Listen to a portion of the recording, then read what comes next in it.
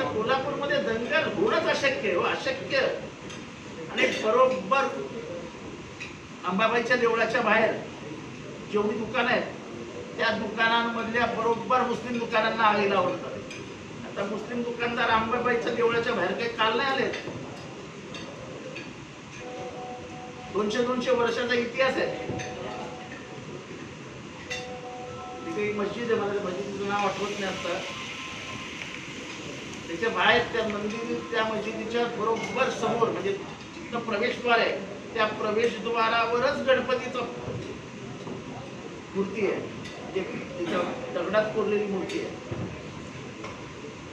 इतिहास माहित नाही त्यांना. हे असं म्हणजे विशालगडाचं नाव 1058 साली खेलना ठेवलं. या गडाचं नाव खेलण्यावरनं विशालगड हे नाव शिवाजी महाराजांनी ठेवलं.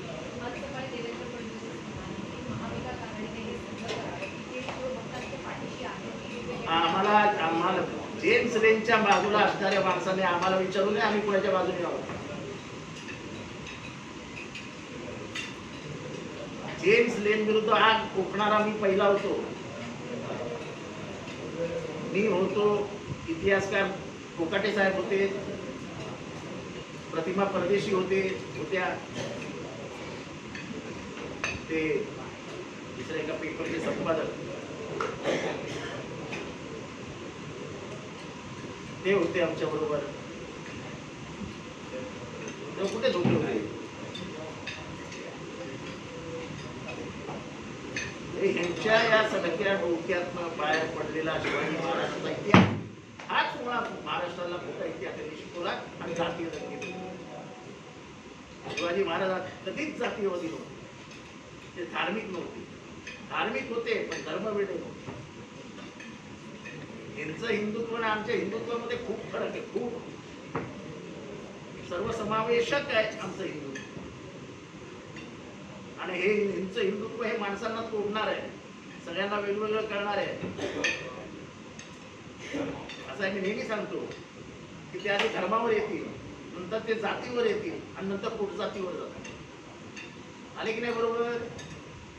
आधी ते धर्मावर होते, नंतर त्यांनी बरोबर ओबीसी विरुद्ध मराठा पेटवला, मग धनगरांना चढवलं, धनगरांना आरक्षण देणार. असं हे जाती पोटजातीचं राजकारण फिरत करणार. आणि जातीचं राजकारण जाता जाता जात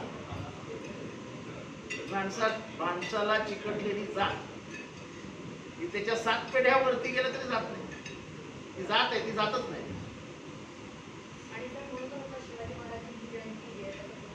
आता परत एकदा मी तुम्हाला सांगतो, परत एकदा तिथीनुसार करूया. असं कुठे नवीनच डोक्यात आलं. या तिथीनुसार जे करण्यात आलं, जेव्हा इतिहास लिहिण्यात आला, खास करून बाबा पुरंदरेने जो इतिहास दिला त्याच्यामध्ये तिथी आली आणि त्या तिथीमुळेच वाद निर्माण झाले जन्मतारखेचे. परत तिथीवर येण्याचं कारण काय. म्हणजे तेढ कशी निर्माण होईल ही धंदकट ठेवायची. एकदा सरकारने निर्णय घेतला की तिथीवरून आमचा करायचंच नाही शिवाजी महाराजांची जयंती. 19 फेब्रुवारी हा त्यांचा जन्मदिवस ठरलेला आहे. तुम्हाला कशाला बदलायचं आहे. राज्याभिषेकाचा दिन ठरलेला आहे. हे शिवाजी महाराजांच्या राज्याभिषेकाला नकार न देणारे मनुवादी हेच विशालगडाच्या हिंसेला कारणीभूत आहेत. त्याच्यात काही खोलात जायला नको.